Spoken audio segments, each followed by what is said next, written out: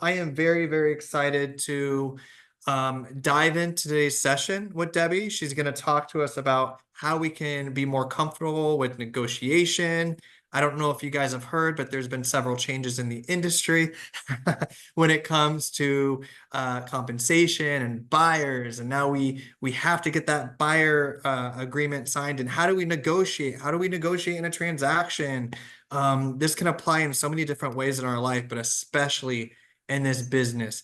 And there's one thing that I have found in most of the agents that I've talked to over the last several years is getting better at negotiating. How? Getting comfortable with it, right? It's almost an uncomfortable feeling. And, you know, being able to convey that message and convince, not really convince, but make the other person feel comfortable to make that decision that you know that they need to make, which Debbie's going to dive into, is so critical. And a lot of times, us as humans, we just don't like we don't like confrontation, right? And we kind of feel like negotiations can be confrontational, but they absolutely don't have to be. So this is the time to get better in your negotiation skills. And I'm confident after you leave today, Debbie is going to leave us with some gold and things that we can implement into our business right away. So, Debbie, can you hear us? I can. Thank you, Justin, and thank you for having me back. Good to Of see you course. all. Good to see you. Thank you. You know, it's funny. I was at the California Association of Realtors event last week, and they asked me to speak on this topic. And I said to them, wow, here we are. It's, we made it through August 17th, and we're all still standing and doing just fine. And Survived. it reminded me a little bit of Y2K, right? We all thought the world might end, and then it didn't. I don't know if some of you were in the business in like 1993, 1995. If so, you probably remember, I think it was right around that time period when the internet first opened up for buyers and sellers to be able to go in and do their own searches. And what was interesting is it was something like only 10 or 15% even utilized that. And it took quite a number of years before it went to 50%. And then we look at it now and it's probably 90+%.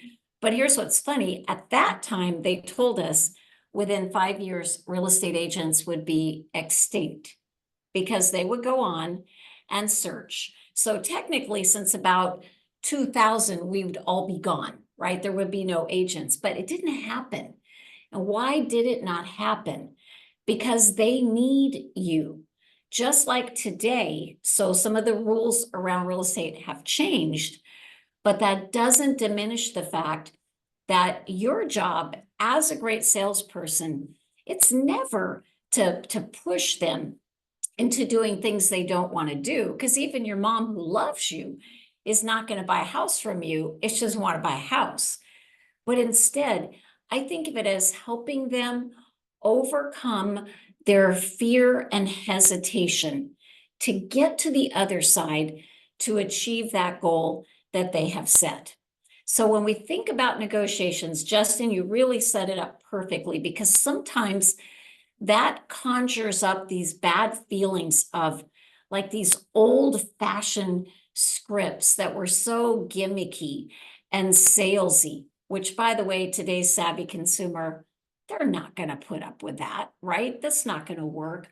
Or being pushy and aggressive, which really great negotiators are not pushy and aggressive. So we'll go through some great ideas today that I think will make you guys excited to skill up in terms of your negotiations. And here's why this is so important, because now we aren't just negotiating with the seller to take the listing, to get the commission you deserve, to get the deal together.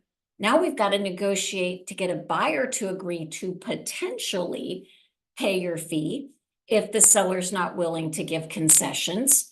There's going to be a lot more back and forth in the weeds of all of that than have ever happened in our industry. And just being blunt, some of you have never learned to actually negotiate because you didn't have to. See, you got into the business at a time where listings were selling like that, and buyers would do anything to get that house.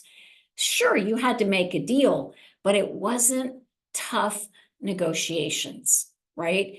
And some of us, it's been a minute, and so we might be a little bit rusty, right? So it's a good time to get a refresher.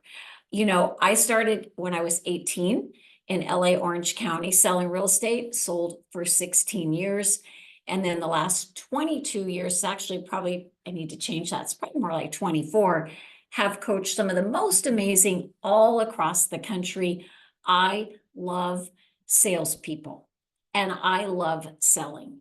So I found this quote: there is no more fascinating business in the world than that of selling, because without salespeople, there would be little progress made.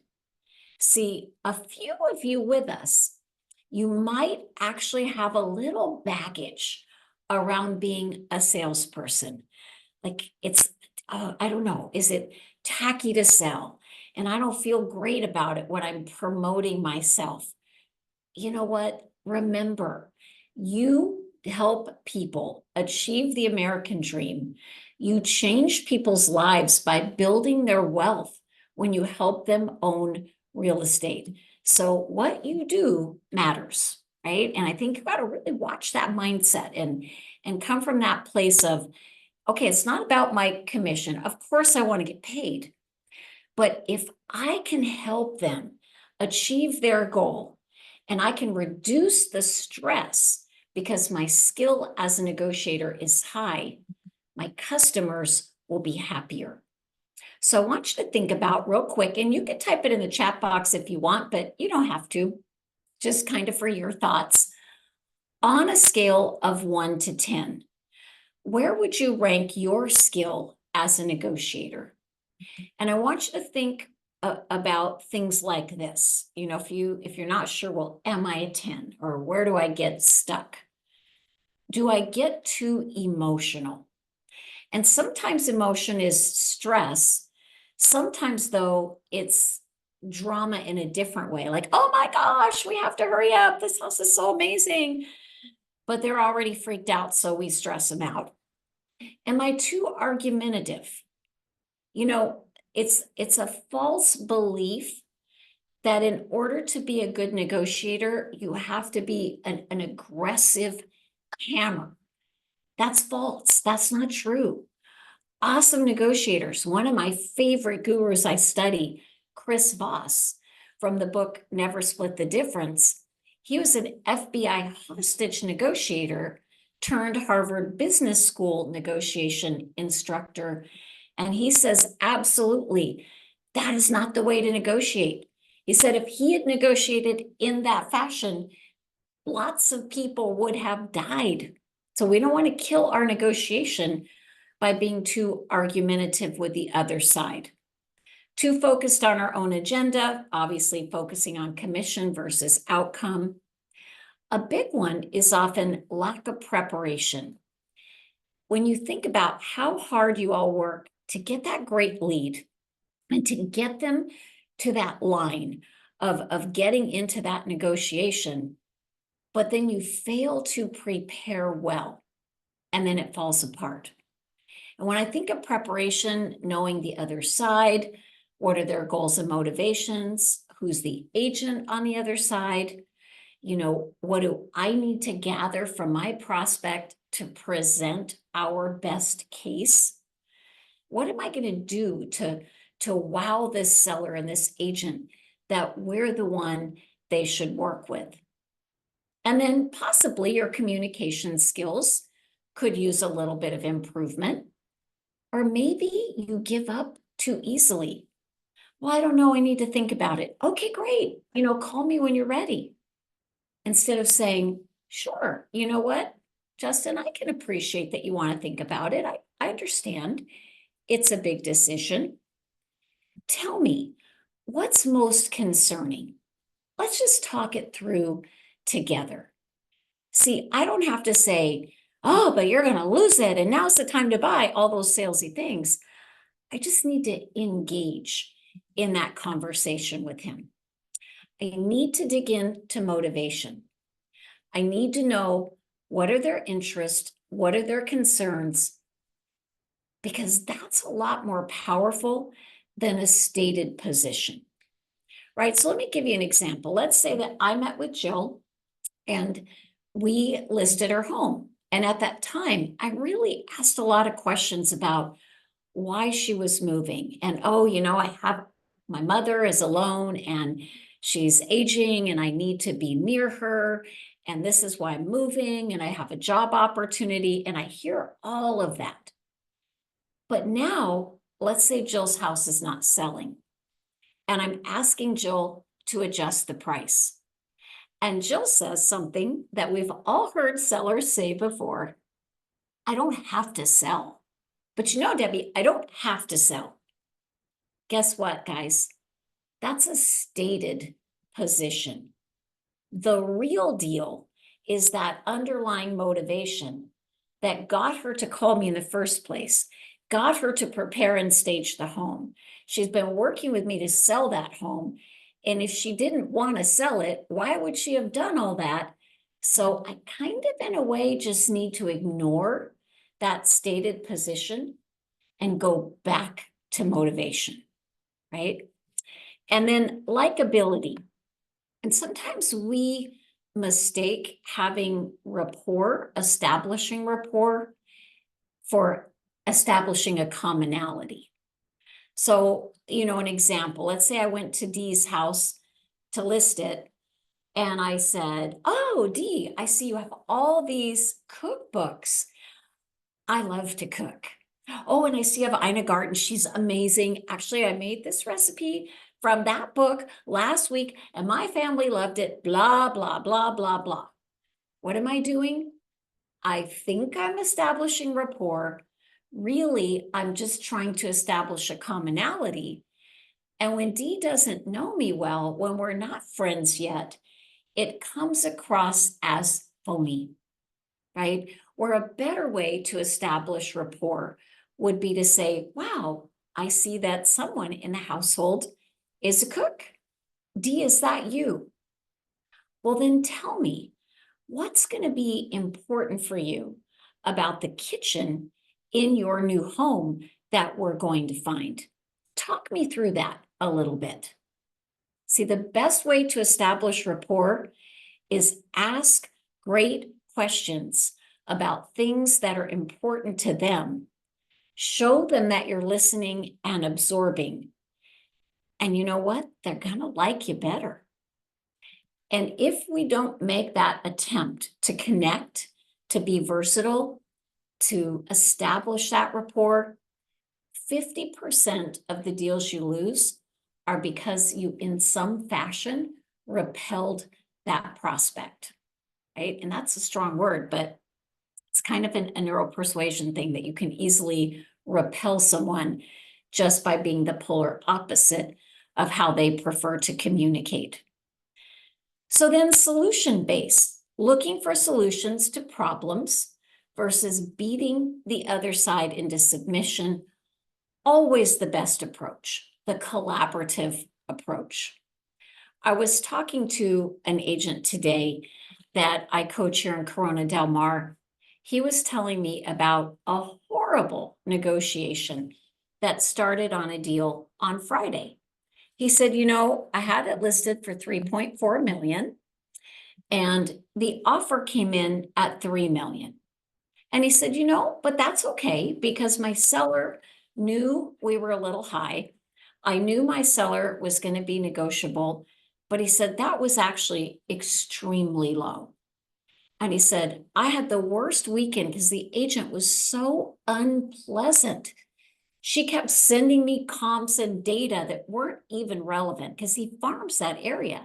He does like $200 million in business in Corona Del Mar. He knows that market, but she's beating him up with this data and that data, and you're out of line and your seller's out of line. She was so aggressive and horrible. And he said, you know what? My seller, if he had known that, he would have said, I'm not working with that buyer. He said, but I didn't tell him how aggressive, how rude. I just relayed the facts. And he said, ultimately, we got the deal together. But he said, I had to bite my tongue because I wanted to tell her to get lost. And he said, guess what? Any seller from now on, that agent comes along, I'm going to warn them about her. So that's not a way, right? And how hard is that? And how angry and aggressive do you have to be? So think collaborative. And we're going to actually really have to get better at this now more than ever before, right? Working together. So then logic versus emotion.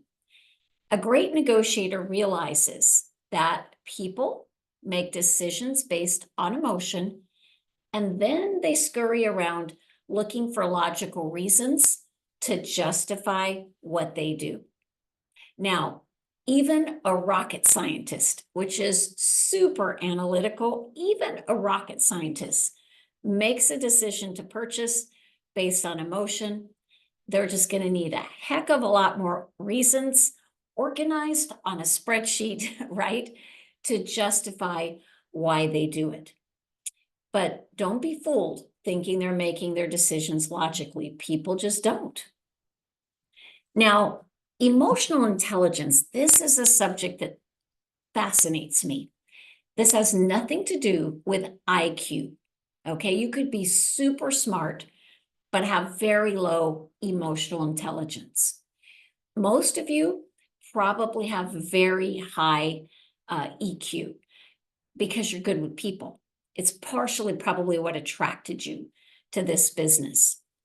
I would recommend for all of you, if you haven't read it, get the book Emotional Intelligence 2.0. Easy to find. Just go to Barnes & Noble, Google it. It'll pop right up. Small book, easy to read. In it is a code for you to take your emotional intelligence assessment. Super easy questions, takes about 10 minutes, and it's going to give you back a score. And it's a score on how aware are you of your impact on the world around you, and a score on how intuitive are you in reading other people. Now, if you're 85 or above, awesome job. If you're below 85, you may want to take that assessment, and they will tell you book, chapter, and verse what to go read and what to work on to increase that score. Because, guys, have you ever met that person? Maybe it's somebody, at the airport or some situation you're in, and they are just oblivious of the world around them. They are rude. They are in everyone's way. They're not even paying attention or reading the room. Well, that would be a low EQ. So that's a good thing to work on. Social intelligence, that's more just sales versatility. It is human nature to think that people who don't operate the way we do are weird. That's human nature, right? But they're not weird. They're just different. I love the phrase chameleon-like. You know that little lizard, and you put them on your shirt and they start to change to match the environment. So work to be more chameleon-like. There's a great book, Cross-Cultural Selling for Dummies, that talks about adapting to different cultures.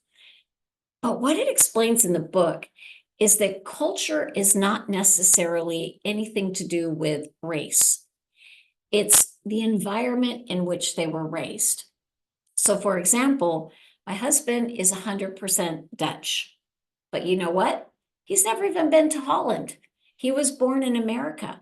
He does not operate in the Dutch culture. He operates in the American culture. But if someone just moved here from Japan, they're going to operate in the Japanese culture. And if we don't attempt to meet them where they're at, there's going to be a break in rapport, right? So just think about people are like a puzzle, and you dump those pieces out and you put those pieces together. It makes the difficult people less annoying. I don't know why, just weirdly so, because when you think of it like, I'm not connecting with them. This isn't going well. Let me dump out the puzzle. Let me think about connecting these pieces. mirroring and matching their rate of speech. That's an easy one. Fast talkers think slow talkers are too slow. Slow talkers think fast talkers make them anxious. So I want to get in sync in every way I can. Acknowledge and validate. Look to find common ground. And most of all, stay calm, right? And try to keep everyone else calm. And do your best not to create sides in the negotiation. And that may mean shielding the other party from emotion, even when emotions run high. So I'll give you an example. Let's say that you're the buyer agent and the seller on the other side is not nice, and the agent is not nice. And your buyer requested some repairs that were rather small, but you felt they should be done based on the price they paid. And the agent comes back aggressively, no way, we hate you for asking, we're not going to do that, how dare you? And they just go crazy on you. Well, human nature. You want to go back to your buyer and say, these people are nuts. You know what they did? You know what they said? But guys, what good is that going to do, right? It's going to blow up the deal or make it a lot more difficult. And I think of us as we're like the human shield, not to mislead or lie to them, but to shelter them from the drama. So if I go back to the buyer and say, well, I presented our request to the seller and their agent, and the seller said that they're not willing to make those repairs. They feel they sold the home at a good price. Their repairs are minor. So if you want to move forward with this purchase, then I've already had a handyman check. It's about $500. You would need to do those repairs on your own. Would you like to move forward with the purchase? See, keep it calm. And anytime you can, allow someone to save face. Well, I'm not taking an offer that low. And you work with them and you talk to them and you show them data. And then you say, Mr. Seller, now that you see the data, now that you realize the competitive environment we're up against, don't you think it makes sense to go ahead and accept the offer on the table today? See, now that you've seen the data, now that you understand the market, that's me allowing them to save face. And I also think that master negotiators will take a sword on behalf of their client. So if I were talking to Justin, I might say, I advised my seller not to do those requests for repairs because, quite frankly, they dropped the price for your buyer and they're really tight on funds. So I advised them not to do it. See, that allows the client to stay the good guy. So think language of agreement. How can I acknowledge, even if it's, and acknowledge doesn't mean approval. Like, let's say they are really upset. I cannot believe my house hasn't sold. It's been 45 days on the market. I hear how frustrated you are. See, I'm acknowledging. And even in that moment, by labeling their emotion, it helps me de-escalate it just a little bit. Eliminate argumentative language. Yeah, I hear you, but, or look, listen, let me tell you. Get rid of that. Soften the tonality. Chris Voss says, if you speak with an aggressive tonality, you need to understand that's not going to serve you well in negotiation. He calls it the late night DJ voice. And if you ever hear him with his examples of negotiation, he's always in that zone, the late night DJ voice, and always coming from curiosity. I'm curious, what's stopping us from moving forward with this offer? Instead of, why aren't you taking it? This is a great offer, right? Big difference. So again, stay calm. If things get really heated, back away. you know, the other agent's going crazy, they're attacking you, just say, you know, I think we need to take a break. Let's take a moment. Why don't I call you back after lunch? Maybe you're hangry, right? Go eat a Snickers bar, but be patient because we never know. You know, I always try to tell myself, I don't know what's going on in their world. Even the nicest people turn into, you know, it's like Dr. Jekyll, Mr. Hyde in the heat of a real estate deal. So I try to be calm and come back to the table. And then just to always be anticipating. What are the objections I might get? What are the 3 to 5 questions I should ask? How do I think they're going to respond to those questions?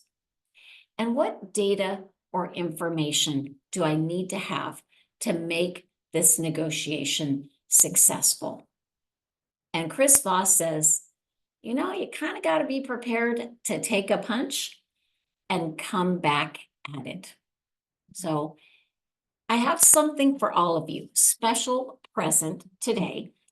I think of it as my little gift to the real estate community who's done so much to support, you know, my business and my family's business over the years. I put together a masterclass. So there's multiple modules going deeper into these topics that we just skimmed over today. It is a course that I am going to start selling in a month or two, and I will sell it for $1,000.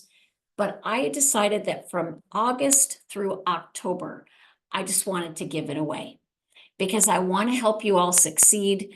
And I totally bless you to go share it with your broker, with anybody in your world, because we all have to skill up and get better together, right? So all you have to do, if you want to be part of it, you scan that QR code on the screen. There's not a single string attached to this at all. And these are pre-recorded sessions. That way it makes it easy for you to watch it at your own pace, at your own speed. And you'll have 45 days access. Let's see, I think I've got it here. It's 8 weeks of sessions. So you have 8 weeks to watch them, plus an additional 45 days access into the learning management portal in case you had a vacation or something planned. And we've got a couple of great tools and resources attached. So don't be afraid to scan that code. There's no strings attached, not a penny to pay for, just awesome information. I hope you love it. I hope you get some deals, and then you'll have some money to come to us and we'll coach you to be even better.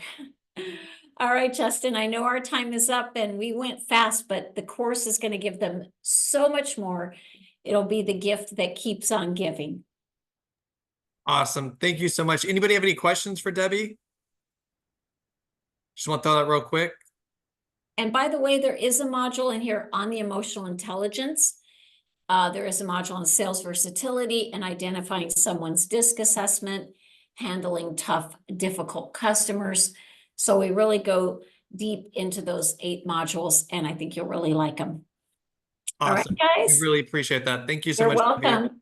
Have a great Hey, day. Justin. You too. Thank you. Hey guys, real quick, Bye-bye. I'm going to throw in the chat box the registration link for our next class. We don't have one next week. However, we still have 4 this month. So we're jam-packed with a bunch of sessions.